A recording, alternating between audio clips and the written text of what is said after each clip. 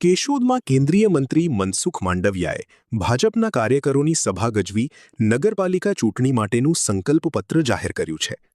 ત્રિપાંખીયા જંગ વચ્ચે પણ ભાજપની સ્પષ્ટ બહુમતી સાથે જીતની ખાતરી આપતા મંત્રીએ કેશોદના વિકાસ માટેની કટિબદ્ધતા દોહરાવી હતી। સભામાં મોટી સંખ્યામાં ઉમેદવારો અને સમર્થકો ઉમટી પડ્યા હતા।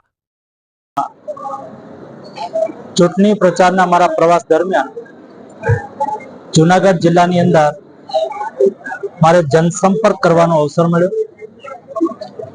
અહીંના લોકો અને ગુજરાતની જનતાએ ભારતીય જનતા પાર્ટી પ્રત્યેનો વિશ્વાસ અને શ્રદ્ધા એના આધારે હું ચોક્કસ કહીશ કે સ્થાનિક સ્વરાજ્યની ચૂંટણી ભારતીય જનતા પાર્ટી જીતશે।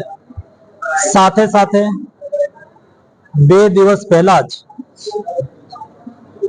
દિલ્હી પાર્લામેન્ટની અંદર બનેલી ઘટનાથી ગુજરાતની મહિલાઓ ખૂબ દુખી છે। ગુજરાતની મહિલાઓ મને ચૂંટણી પ્રવાસ દરમિયાન પ્રત્યક્ષ મળી છે અને કોંગ્રેસ, ડીએમકે,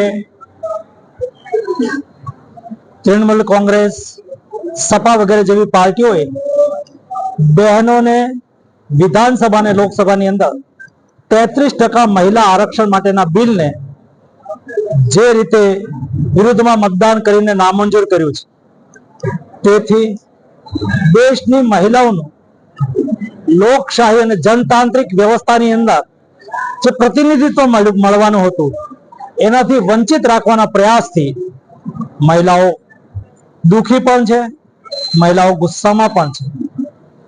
ગુજરાતમાં માનનીય મુખ્યમંત્રી શ્રી ભૂપેન્દ્રભાઈ પટેલના નેતૃત્વમાં જે રીતે પ્રજાલક્ષી કામો થઈ રહ્યા છે,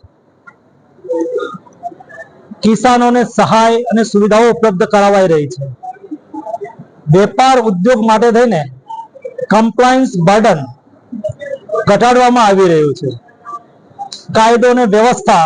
શું આપ હાડકાને લગતી તમામ સમસ્યાઓની શ્રેષ્ઠતમ સારવાર માટે નિષ્ણાત ડોક્ટરની શોધમાં છો? તો હવે હાડકાના નિષ્ણાત સર્જન તેમજ વર્ષોના અનુભવી ડોક્ટર અમિત બામણિયા દ્વારા વિનાયક ઓર્થોપેડિક હોસ્પિટલ ખાતે હાડકાના દર્દોનું નિદાન અને સારવાર રહેશે ઉપલબ્ધ।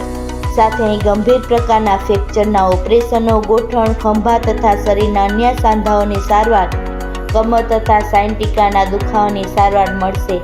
હાડકાના દર્દોની સચોટ સારવાર માટેનું શ્રેષ્ઠતમ સ્થળ Vinayak orthopaedic hospital, Vrindavan complex પાછળ, વેરાવળ રોડ, કેશોદ। એપોઇન્ટમેન્ટ માટે ડિસ્પ્લે પર આપેલા નંબર નોંધી લેશો।